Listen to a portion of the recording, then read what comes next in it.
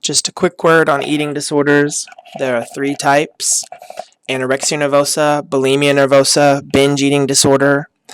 I find that people, if they know much about mental health disorders, eating disorders is something that does tend to fascinate people, so they do know more about it. Anorexia nervosa, looking in the mirror and seeing an image that's not representative of you. So it's distorted and it's much heavier than you are.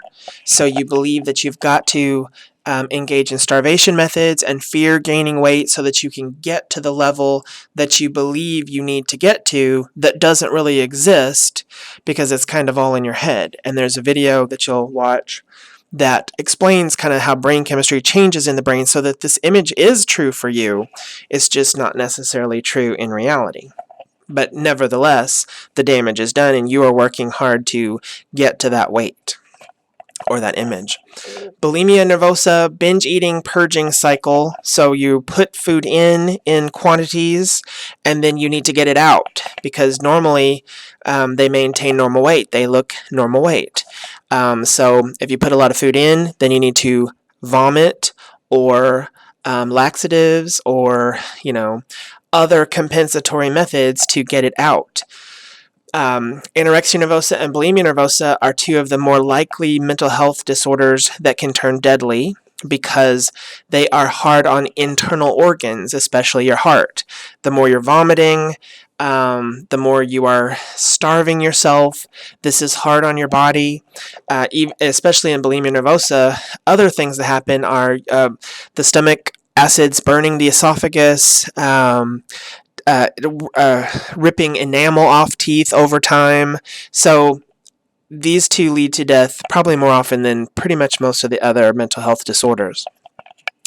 Binge eating disorder is binge eating with no purging. So you're binge eating and you're keeping it in. So a compulsive overeater. There's discussion about should obesity have been a diagnosis in the new DSM. There's discussion about things like Barbie, for example, is a threat to body image. So on the left here, we have the proportions of the stereotypical Barbie doll. And then on the right, we have the proportions of the stereotypical, at least white female. And I don't know how much culture plays a role in actual proportions as that, but this is white, North American culture, because that's where this doll exists. And so you can tell shorter and wider.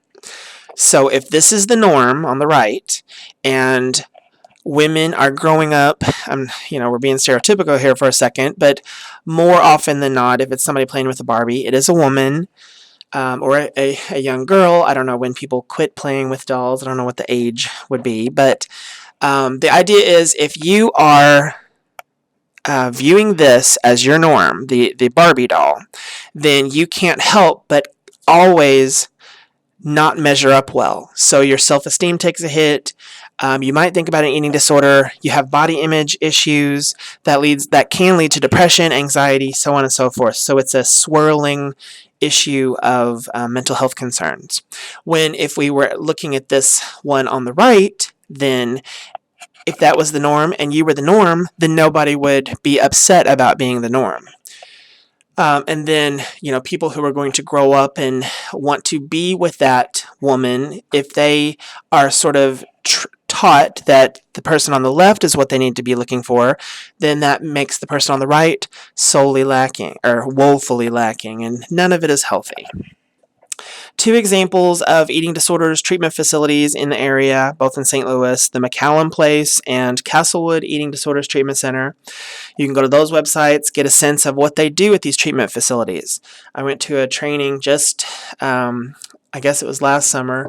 A lot of the movement in eating disorders is to mindfulness, yoga, meditation, kind of centering yourself, a lot more mindfulness discussions to get yourself back in touch with your body. And then just a text that goes along with our textbook and by Ayara Vici. It's in the library. It talks a lot about people in college. And as you might expect there are higher rates of eating disorders among college students than before or after. Anorexia they tend to believe there's 0.6 to 2% of college women meet criteria for anorexia and 0.2 to 1.1% of men. So numbers are a bit closer than I bet most people expect. Men get forgotten because eating disorder stereotypically gets thought of as a woman's disorder, but certainly they are out there.